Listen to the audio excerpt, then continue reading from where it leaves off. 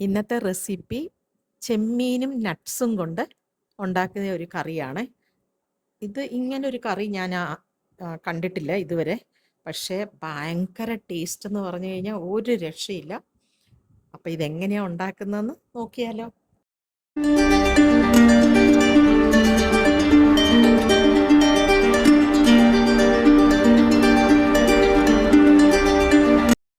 ഈ കറി വെക്കാൻ വേണ്ടിയിട്ട് ഞാനിവിടെ 250 ഗ്രാം ചെമ്മീൻ എടുത്തിട്ടുണ്ട്. ഇത് ടൈഗർ പ്രോൺസ് എന്ന് പറയും. ഇതിൻ്റെ മുകളിൽ ഇങ്ങനെ ബ്ലാക്ക് ആയിട്ട് ഡിസൈനൊക്കെ ഉള്ള പ്രോൺസ് ആണേ.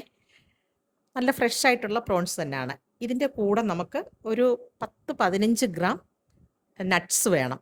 ഇതേപോലെ സ്പ്ലിറ്റ് ചെയ്ത നട്ട്സ് വേണം. അതിൻ്റെ കൂടെ ചെറിയ ഉള്ളിയും വേണം. ചെറിയ ഉള്ളി ഒരു 10-15 ചെറിയ ഉള്ളിയും വേണം. ആവശ്യത്തിനുള്ള പച്ചമുളകും. ചെറിയ ഉള്ളി തന്നെ വേണം നമുക്ക്, സവാള ഇടാൻ പാടില്ല. എന്നാലേ കറിയുടെ ടേസ്റ്റ് കിട്ടത്തുള്ളൂ. എന്നിട്ട് ഇതിന് മസാല ഉണ്ടാക്കാൻ വേണ്ടിയിട്ട് തേങ്ങ വറക്കണം. തേങ്ങ വറക്കുമ്പോൾ ചെറിയ ഉള്ളിയും ഒരു പിഞ്ച് പെരിഞ്ജീരകവും കറിവേപ്പിലയും ഇട്ട് വേണം തേങ്ങ വറുത്തെടുക്കാൻ.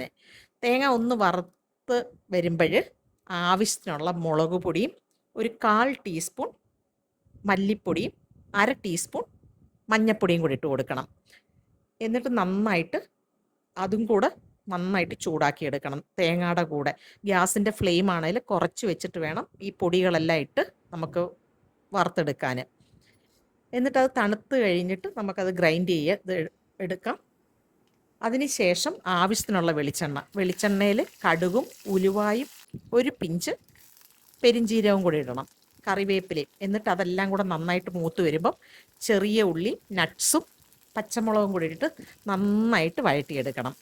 ഇതൊരു അടിപൊളി കറിയാണ്. എന്തൊരു ടേസ്റ്റായിരുന്നു അറിയാവോ.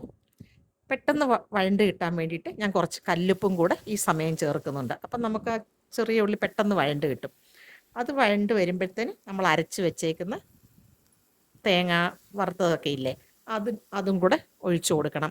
എന്നിട്ട് നന്നായി മിക്സ് ചെയ്തതിന് ശേഷം ആവശ്യത്തിനുള്ള വെള്ളം കുറച്ചുകൂടെ ചേർക്കണം. ആ മിക്സിയിൽ അരച്ച വെള്ളത്തിൻ്റെ കൂടെ കുറച്ചുകൂടെ ഒഴിച്ചാൽ മതി, വേറെ വെള്ളം വേണ്ട. പ്രോൺസ് ആണെന്നുണ്ടെങ്കിൽ ആ അരപ്പ് തിളയ്ക്കുന്നതിന് മുന്നേ ഇട്ട് കൊടുക്കണം. ഇല്ല എന്നുണ്ടെങ്കിൽ പ്രോൺസ് പെട്ടെന്ന് കല്ല് പോലെ ആകാൻ ചാൻസ് ഉണ്ട്, സോഫ്റ്റ് ആയിട്ടിരിക്കത്തില്ല. അതുകൊണ്ടാണ് അരപ്പ് തിളയ്ക്കുന്നതിന് മുന്നേ ഇട്ട് കൊടുക്കണമെന്ന് പറയുന്നത്. അതേപോലെ ചെറിയ ഉള്ളിയുടെ കൂടെ ഈ പ്രോൺസ് ഇട്ട് നമുക്ക് വഴറ്റുകയും ചെയ്യാൻ പാടില്ല. ഇതാണ് കറക്റ്റ് അതിൻ്റെ രീതി. എന്നിട്ട് അടച്ചു വെച്ചിട്ട് ഒരു 5 മിനിറ്റ്സ്. ഇവിടെ കറി ഓക്കെ ആയിട്ടുണ്ട്. കുറച്ചുകൂടെ എണ്ണ തെളിഞ്ഞ് വരണം.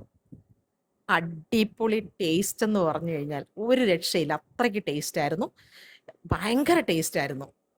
നമ്മളുടെ കറി ഇവിടെ റെഡി ആയിട്ടുണ്ട്. എണ്ണയെല്ലാം തെളിഞ്ഞ് ആവശ്യത്തിന് പറ്റിയിട്ടുണ്ട്. നിങ്ങൾക്ക് കുറച്ചുകൂടെ പറ്റിക്കണമെന്നുണ്ടെങ്കിൽ ഒന്നുകൂടെ പറ്റിക്കാം, പക്ഷെ നമുക്ക് ഇത്രയും പറ്റിയാൽ മതി. ചൂടോടെ ചോറിൻ്റെ കൂടെ കഴിക്കണം.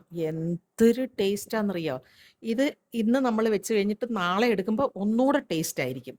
അപ്പോൾ എല്ലാവരും ഇതേപോലെ ഒന്ന് ട്രൈ ചെയ്ത് നോക്കുക. എല്ലാവർക്കും ഇഷ്ടപ്പെടും. എൻ്റെ വീഡിയോ ഇഷ്ടപ്പെട്ടു എന്ന് വിചാരിക്കുന്നു. അടുത്ത നല്ലൊരു വീഡിയോ ആയിട്ട് വരുന്നവരെ ബൈ ബൈ.